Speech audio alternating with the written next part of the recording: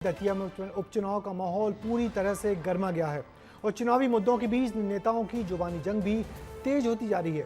कांग्रेस के प्रदेश अध्यक्ष जीतू पटवारी का एक बयान अब सियासी विवाद की वजह बन गया है, जिसमें उन्होंने पुलिस अधिकारियों को सीधे मंच से ही चेतावनी दे डाली है। अब इस बयान को लेकर बीजेपी कांग्रेस पर लगातार हमलावर है। ये रिपोर्ट देखिए। बाद में करूंगा, आपसे हिसाब पहले करूंगा। पुलिस के अधिकारी समझ लेना। पुलिस अधिकारियों को धमकी देते कांग्रेस के प्रदेश अध्यक्ष जीतू पटवारी इन दिनों दतिया में डेरा डाले हुए हैं। वजह है यहाँ होने वाला उपचुनाव, लेकिन उनका ये धमकी वाला बयान उपचुनाव में सियासत बढ़ा रहा है। उन्होंने ये बयान बसई क्षेत्र के ठुकरपुरा गांव में चुनाव प्रचार के दौरान दिया। पुलिस प्रशासन के भी अधिकारी सुन ले इस वीडियो के माध्यम से। अगर किसी ने किसी भी कार्यकर्ता को बिना काम से पुलिस कर्मचारी, अधिकारी, थाने, टीआई, एसपी कोई हरकत की तो मेरा नाम जीतू पटवारी है, याद रख लेना। यहीं पे पहले चुनाव बाद में करूंगा, आपसे हिसाब पहले करूंगा। पुलिस के अधिकारी समझ लेना। इस मामले को लेकर सियासत भी तेज हो गई है और बीजेपी ने कांग्रेस पर निशाना साधा है। दतिया में मध्य प्रदेश कांग्रेस के अध्यक्ष जीतू पटवारी जी द्वारा पुलिस और प्रशासन के लिए जिस प्रकार की भाषा का प्रयोग किया गया, कहीं न कहीं दतिया में उनकी संभावित और प्रत्याशित हार को ही प्रदर्शित कर रहा है। उन्होंने पुलिस अधिकारियों और प्रशासन को कहा है कि यदि दतिया में चुनाव में कुछ भी धांधली होती है तो वो उन्हें देख लेंगे।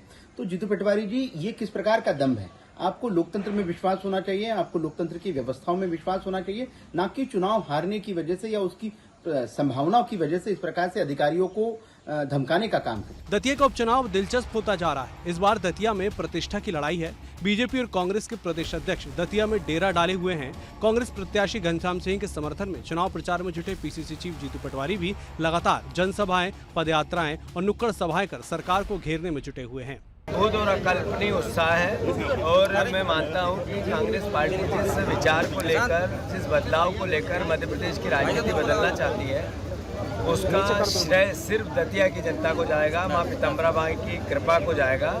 मैं मानता हूं कि किस तरीके से लोगों में इतना अद्भुत अकल्पनीय उत्साह है। मैं बहुत आश्वस्त हूँ 25,000 से ऊपर कांग्रेस पार्टी जीतेगी। तो वहीं बीजेपी से प्रदेश अध्यक्ष हेमंत खंडेलवाल चुनाव प्रचार की कमान संभाले हुए हैं और आशीष तिवारी के समर्थन में वोट मांग रहे हैं। तो वहीं कार्यकर्ताओं और पदाधिकारियों के साथ बैठक कर कार्यकर्ताओं में जोश भर रहे हैं और सरकार की उपलब्धियां गिना रहे हैं।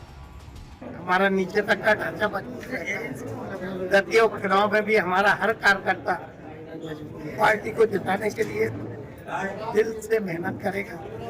मैं उम्मीद करता हूं कि हर कार्यकर्ता की मेहनत के कारण भारतीय जनता पार्टी भारी बहुमत से।